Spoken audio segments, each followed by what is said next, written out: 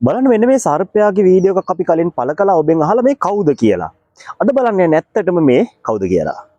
මේ සතා ඇත්තටම පෙනුමෙන් නයි පැටියෙක් වගේමයි.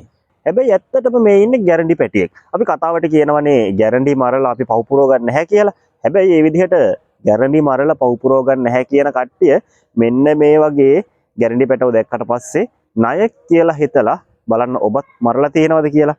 හැබැයි මේ ගැරන්ටි පැටිය පුංචි කාලේ ණයා වගේ වුණාට මෙයා වඳුන ගන්න පුළුවන් විශේෂ සංකේත සලකුණු කිහිපයක් තියෙනවා. විශේෂයෙන්ම මේ ගැරන්ටියගේ පිහිටලා තියෙන S2 සාපේක්ෂව විශාල S2ක් මේ ගැරන්ටියට පිහිටලා තියෙනවා. ඒ වගේමයි මේ ගැරන්ටියව සහ ණයාව අපිට වඳුන ගන්න පුළුවන් ප්‍රාථමිකම දේ තමයි ණයාගේ පෙනේ තියෙන ව්‍යාජ S2 මේ ගැරන්ටියගේ පිහිටන්නේ නැහැ. ඒක ඉතින් ඔබ අප කවුරුත් දන්නවනේ. මේ ගැරන්ටියගේ වල්ගය සාමාන්‍යයෙන් ශරීර ප්‍රමාණයත් එක්ක සාපේක්ෂව බැලුවහම මේ වල්ගය ටිකක් දිගින් වැඩි. මේ අපි ඔබට කියන්නේ හඳුන ගන්න පුළුවන් ප්‍රාථමිකම ලක්ෂණ පමණයි. ඉතින් මේ වගේ පොඩි පොඩි ලක්ෂණ වලින් අපිට පුළුවන් මේ ගැරන්ටි පැටවුන්ව වෙන් කරලා හඳුනා ගන්න. ඔයගේ ගෙදර ඉන්න මීයෝ, ගෙම්බ වගේ පොඩි පොඩි සත්තු ආහාරයට ගන්න එන මෙයාලා නිර්විෂ සත්ත්ව කොට්ටාශයක්. ඉතින් ඊට පස්සේ ඔයා නයි පැටියෙක් කියලා හිතලා මේ ගැරන්ටි පැටියව මරනවද?